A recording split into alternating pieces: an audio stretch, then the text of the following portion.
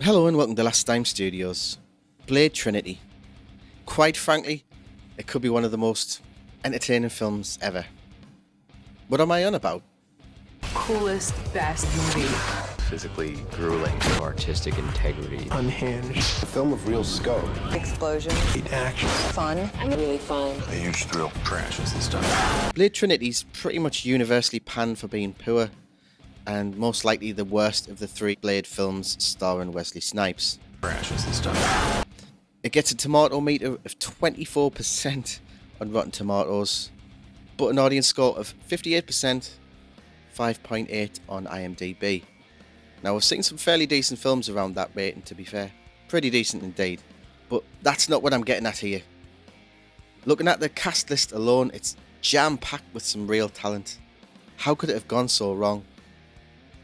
Well, if you weren't already aware, the production issues were tantamount to absolute catastrophe. And this, my friends, is where the true entertainment lies. So sit back and relax as the true story of Blade Trinity unfolds.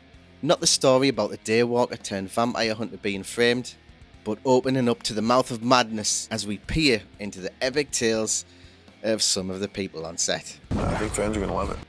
But it's not going to be a one-sided affair. There's two sides to every story, remember. We'll have to hear from our protagonist, our hero, our vampiric nightmare and method actor, Wesley Snipes, who may at this point only be referred to as Blade. It's Blade versus the world, or maybe just Blade versus the entire production crew in this case. Let's start with good old Patton Oswalt. Patton Oswalt had a whole lot to say on the film, but I think the most pertinent thing he said was in an interview on the Pete Holmes show. He says effectively that the film is a work of genius. Why on earth would he say that?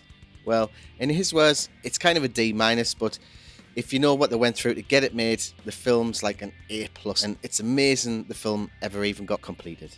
He recites the story of Blade refusing to come out of his trailer, and the absolute stench of weed coming from Wesley's trailer being like an open-air hotbox. As referred to earlier, our protagonist would only answer to Blade on set, and he would only communicate with post-it notes signing each one Blade. Patton Oswalt also told the AV Club that Wesley got really upset when a black actor wore a t-shirt on set given him by the production crew, which said garbage on it, and he called them racist motherfuckers. And I quote, "There's only one black guy in the movie, and you make him wear a shirt that says garbage, you racist motherfucker." When in fact, on that day the crew would actually let everyone pick their own clothes. Anyway, Wesley reportedly even tried to strangle David Goyer, the director. David Goyer. Thanks for having me. Thanks for coming.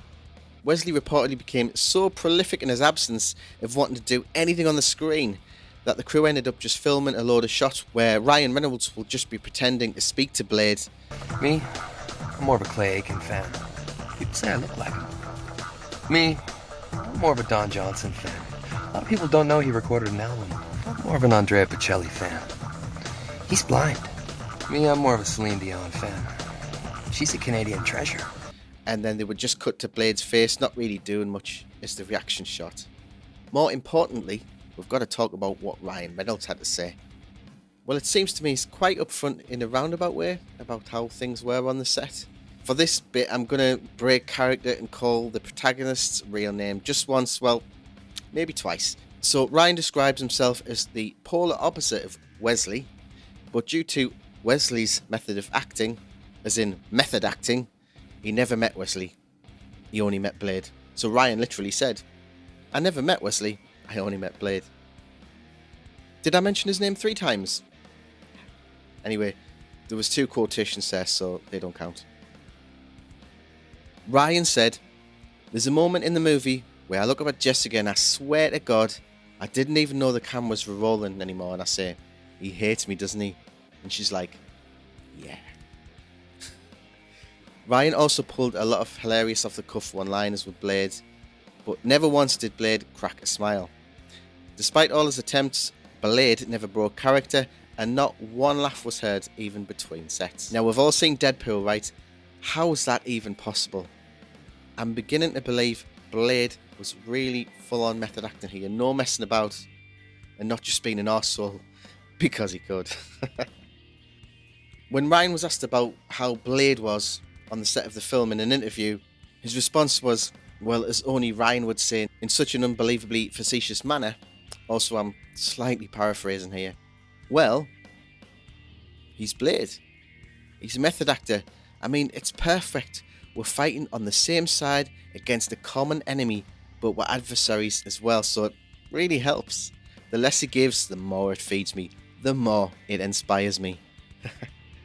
Ryan mentions in more than one interview that he'd never seen Blade blink, and made several quips about it on and off screen, which all went down with Blade, well, as the proverbial ton of bricks would. Sounds like they got on like a house on fire. Blade reportedly referred to Ryan Reynolds as that cracker. I mean, come on, that is funny. I don't care. Maybe Blade did have a sense of humour after all. Who knows? Maybe just a bit dry, you know, a bit British. Anyway, that's enough talking about Ryan. I don't want you thinking I'm a fanboy. Shit. Before we hear from Blade for the final word, we really have to talk about the special effects. Depending on how you view special from like a scale of 1 to 10, it's definitely special. Especially hilarious. I mean, maybe a 9? So on the morgue scene, Wesley Snipes, Blade, completely refused to open his eyes when laying down, so the filmmakers were forced to eventually just edit his open eyes over the top of his closed eyes. Now, I remember first watching the film back in the day, and I completely missed it, but looking at it now in an informed perspective, it's friggin' hilarious. I watched it 10 times, I was almost crying laughing. I guess the production team gave a big fuck you to Wesley on that one. The Blade thing has to stop now, honest. It's Wesley now, okay? Now, come on, guys. We can't just shit on Wesley here for this. We can't. It's not fair. I mean, for one, Wesley did all of his own stunts. That's fucking cool, right? And also, let's be honest, he hasn't had the best of times since the film, going down for 3 years in jail on tax evasion, I think. Even worse than that, yet when due of being General Izzy in Coming to America. I'm only kidding. Wesley, I like the guy. I mean, he starred in some absolute classics. Demolition Man, White Men Can't Jump. That's another one. Plus, don't care what you say, I actually quite like the first 2 Blade movies. I really do. I mean, if it wasn't so unfashionable, right, to say so, I might even say that I enjoyed the third one for what it was. And on that note, we need to talk about Wesley's side of things. What's his take? Well, let's keep it upbeat, okay? So Wesley makes the argument that Blade's scenes were cut right down to make more room for Ryan Reynolds and Jessica Biel's characters. Yeah, I see that. Let's be fair to Wesley as well, he also completely refuted some of these apparent antics that we've already talked about. On strangling the director, he made a very valid point, and I quote, "If I had tried to strangle David Goyer, you probably wouldn't be talking to me now. A black guy with muscles strangling the director of a movie is going to jail, I guarantee you." I mean, yeah, he did go to jail, but not for that reason. When asked about the post-it notes, Wesley did have a bit of a giggle, so it sounds like that was true. It also sounds quite expeditious. I think I would get on board with that. It seems like there was a really big power struggle on set, and even though Wesley had exec producer rights, it looks like he was cut out of a lot of the decisions he could have been in. He says, and again I quote, "I had contractual director approval. I was not just the actor for hire, I had authority to say, to dictate, to decide. That was a hard concept for a lot of people to wrap their heads around." And before we wrap this up, Wesley does talk about racism, and I, for one, I'm just going to steer away from that altogether. I'm not going to talk about that part because, well, honestly, I'm just not entitled to. I'll link the Guardian article in the description. If you want to know more about that particular aspect, it is a very interesting read. Have a look. So, all in all, a friggin' ordinary film with a friggin' extraordinary history. Please like and subscribe to Last Time Studios. Hope you all enjoyed it. I'll see you soon.